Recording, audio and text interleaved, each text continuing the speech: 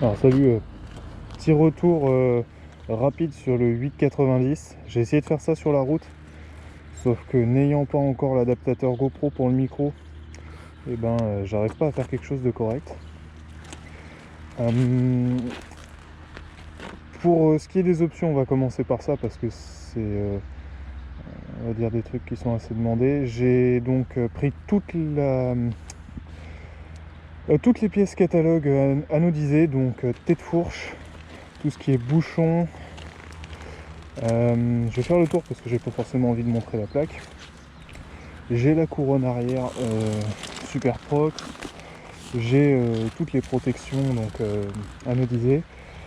Je suis assez grand, j'ai pris la KTM Power Parts plus 2 cm. Je trouve qu'elle casse pas la ligne de la moto. J'avais vu le rendu sur internet, je me demandais si ça allait donner bien, puis au final ça va. Et je suis très bien dessus. J'avais très mal aux fesses sur le 790, là c'est pas le cas. Concernant la position de conduite, je suis agréablement surpris. Alors c'est peut-être dû à la selle aussi, mais on est beaucoup plus loin du guidon en fait. Sur le 790 on est très proche du guidon, on se sent un petit peu renfermé sur la moto. Là c'est pas le cas. Les cale-pieds sont un peu plus en arrière, ça se sent pas trop. Vraiment ça reste agréable à conduire. Au final j'ai pas plus de mal à la conduire que le 790, et pourtant je suis beaucoup mieux dessus. Donc ça augure du bon pour la suite. Le freinage, j'ai pas encore eu vraiment l'occasion de tester parce que je suis en train de roder les disques et les plaquettes. Donc j'y vais mollo. Par contre c'est sûr qu'il y a plus de mordant que sur un 790, il n'y a rien à voir. Tu actionnes à peine le levier, ça part. Les suspensions, bah là c'est pareil, ça bouge pas, donc c'est pas compliqué. Un trou dans la chaussée, une bosse dans un virage, la moto elle bouge pas, elle reste sur un rail, c'est magnifique. En ce qui concerne le pot d'échappement, on attend toujours mon SC Project, donc ça devrait arriver, mais avec les transports en ce moment c'est compliqué. Donc l'échappement va changer. Je suis quand même assez surpris par le bruit d'origine qui est très bon, discret quand on veut et assez bruyant quand on veut aussi. La ligne de la moto, je la trouve superbe, mieux que le 790, alors pourtant tout est quasiment pareil, hein.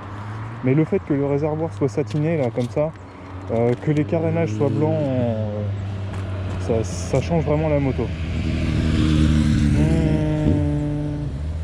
On a eu des petits soucis au démarrage, à savoir que le feu arrière restait tout le temps allumé, comme si je freinais. Les mécanos ont passé beaucoup de temps dessus, hein. Je suis resté 4 heures à la concession en attendant de me faire livrer la moto, et au final ils n'ont toujours pas réussi à résoudre le problème. Donc apparemment ça vient du contacteur de frein, de feu frein avant, qui serait défectueux.